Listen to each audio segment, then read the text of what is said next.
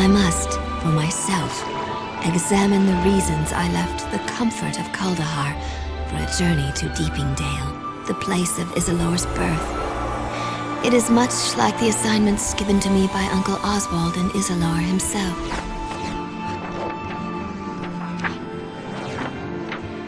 When Isilor left those lands near the Inner Sea for the spine of the world, he told his fellow Druids he would send a student to replace him. This, I told myself, was why I left. But now, as I sit by the warmth of a fire in Mirabar, I realize what Isilor must have already known. I remember the details vividly. It started many years ago. The year was 1310 Dale Reckoning, when scouts from Burn Shander, the largest of the 10 towns, first reported sighting goblin warbands.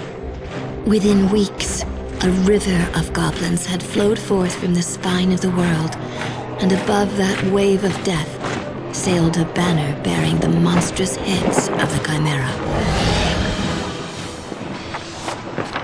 The militiamen of the 10 towns would have been the Dale's only defense had the forces of fate been against Burn Shander.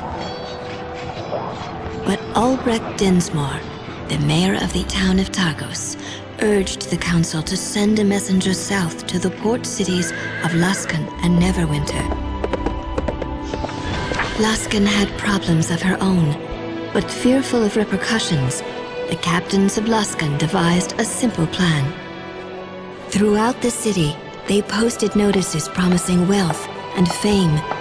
With lean work in the northern port city, many mercenaries and thugs were lured to the ships that would take them even further north.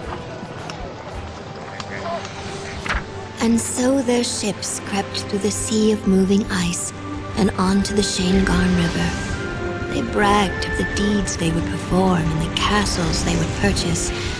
Lost in their reverie, they were blind to the throngs of goblins and orcs that lay in wait.